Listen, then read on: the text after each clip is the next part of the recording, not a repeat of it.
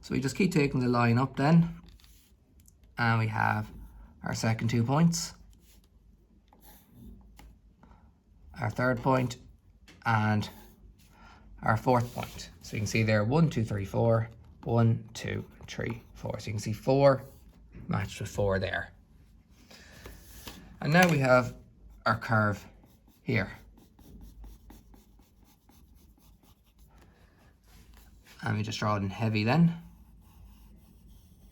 Remember, it's always going to be a mirror image. So basically what we can do is, let's get my T-square again. Take these points across here where we had 4, 3, 2, and 1 where they met. And step the distances across. So that goes across to there. That distance steps across to there. That distance steps across there.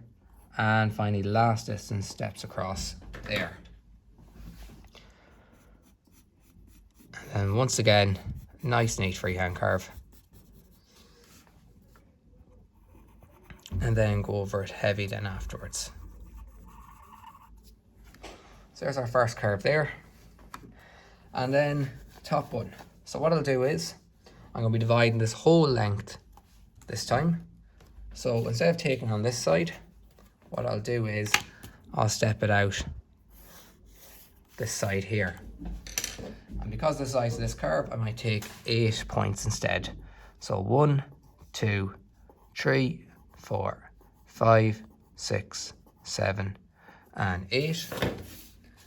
Connect them up again, and same idea, use slide set squares.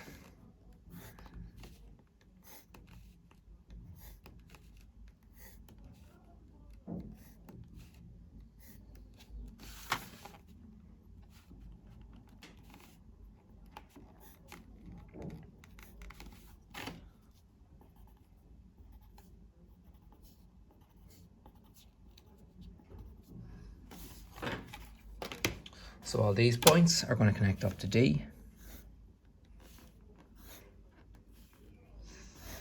And you can see, as always, everything's drawn in lightly except for the curve.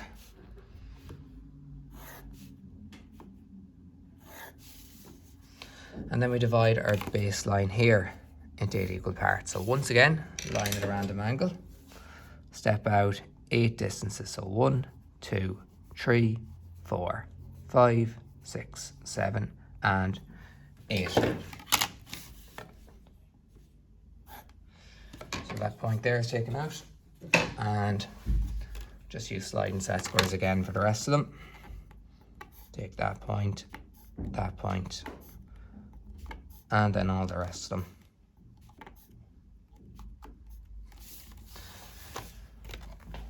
And because the line is at 60 degrees, I can take these up parallel, and I'll just label them first. So 1, 2, 3, 4, 5, 6, 7, and 8. See there, 1, 2, 3, 4, 5, 6, 7, and 8. So 1 hits off 1 there, 2 hits off 2, 3 hits off 3, 4 off 4, 5 off 5, 6 goes up to here, and then you have 7 up to there, and then obviously 8 and 8 line up together automatically then. So you can see this is a far bigger curve this time, therefore the reason why I decided to take more points instead of just taking the 4 again. You could take the 4, but you'd find your points are really, really far apart, and you wouldn't get an accurate representation of the curve. And it's the exact same thing again now. Take your points across, and you're going to be stepping those distances across as well. So try not to confuse them with the lines you already have taken. So you can see there, not this line here, there's where my point 2 is on this side. And same again, not this line, there's my height for point 1 just there. I can take that point across as well. And now step the distances across. So that point goes across there. And we just keep stepping up to our axis along here and stepping them across each time.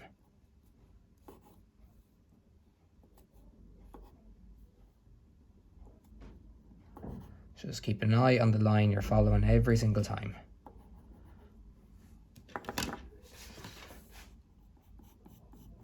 And then once again, nice and neatly,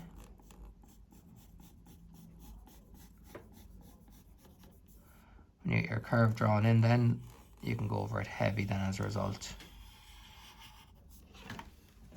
And then that completes the question there. So hopefully that video helps anybody who may have been stuck on either of those two questions for the double class.